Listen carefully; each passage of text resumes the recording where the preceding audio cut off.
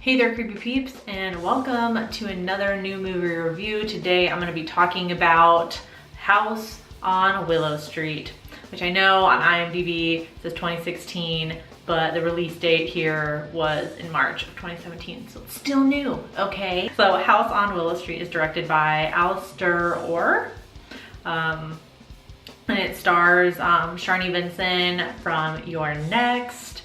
And it's about a group of criminals, robbers, I don't know what you want to call them, but they kidnap this girl, Catherine, to hold her hostage for ransom. And they find out that they've got much more than they bargained for as they become the victims of Catherine, who is the girl. Yeah, great summary, Vicky, good job. I wanted to jump into pretty much like the overall theme, I guess, or one of the themes of the movie, which if you were thinking that plot maybe sounded a little bit familiar, it did. It very much felt in the same vein as Don't Breathe. You have some criminals who are set up in such a way that you feel sympathy for them and they don't feel like bad people, like they're just trying to get the money to start a better life and all this other stuff. Again, yes, sounds a little bit like Don't Breathe. And then they become the victims, of course, when they find out what is wrong with the girl, Catherine, that they've abducted. Where it differs kind of from Don't Breathe, instead of dealing with a psycho or a slasher or something like that, this kind of has a haunted house feel to the movie. There's a lot of low-key lighting. The set is very like dark and dingy and like damp and, you know, like water dripping everywhere and stuff like that. So it feels very much like a haunted house movie.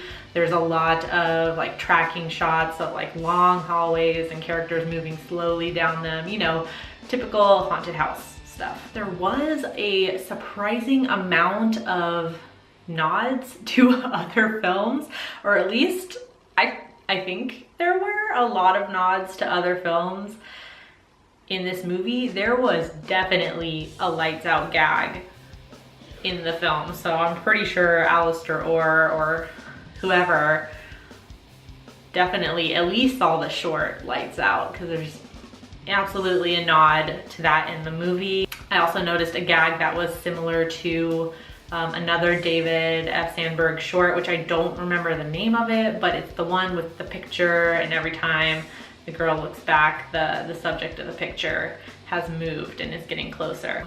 And I will also say there's also a Matrix nod in this. There's no question that the scene I'm talking about, which I won't necessarily give away, is 100% a nod to the Matrix.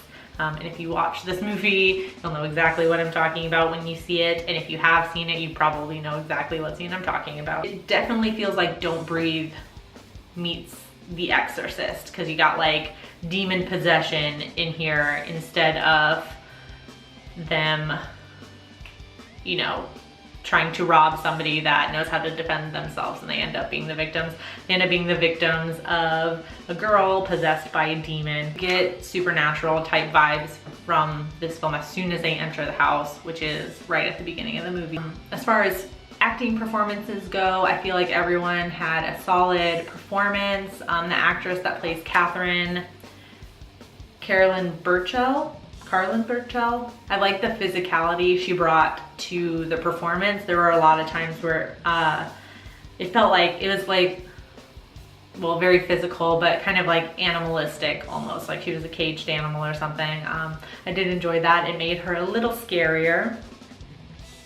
There are a few lines that felt unnatural and just like awkward in the movie, but other than that, like the writing seemed fine. The only real problem I had with it was the gags and the jump scares were like exactly the same every single time. So there really was there wasn't any like build up to an even bigger scare, or there wasn't anything surprising by the end of the film. So there wasn't I don't know, there wasn't a build up to anything, I felt like, by the end of the movie. So it's just the same scares over and over and over again. I can't definitively say whether I recommend you watch this movie or not. It's really very much just like, I could have done without watching it, but I'm not pissed off that I wasted time watching it. You know what I mean? So as for my rating, I'm gonna give this 2 possessed souls out of 5. On IMDb right now, it has a 5.6 out of 10. And on Rotten Tomatoes, it has a 67% critic rating, but an 85% audience rating. So it seems like audiences are, at least on Rotten Tomatoes, are pretty much enjoying it. Let me know in the comment section down below if you've seen House on Willow Street, and let me know your thoughts. You can also follow me on all my social media down in the description box. I didn't say comment section this time. It's in the description box. You can follow me on all those places. Just search Nightmare Maven and you'll find me. If you did enjoy this video, you can give it a like, or you can subscribe to the channel if you're new here and become a creepy peep. And until next time, stay strange. Bye. Right, so I almost forgot. I know I just said bye in the video, but I forgot that I had to announce the winner of the giveaway. If you watched my Serial Mom review, I done goofed and I got 2 collector's edition Blu-rays and posters for Serial Mom. That was like legit an accident. I did not just do that for a giveaway, but I feel like it ended up being a pretty cool giveaway. So thank you to everybody who participated. For a little bit of posterity here, I wrote down, I mean, this is just for me doing this right now. Sorry, I'll back it up so you can kind of see. I just shorthanded wrote down, this is the order of the comments that I saw it on, just like, so like the first one I saw was number 1 and just went down.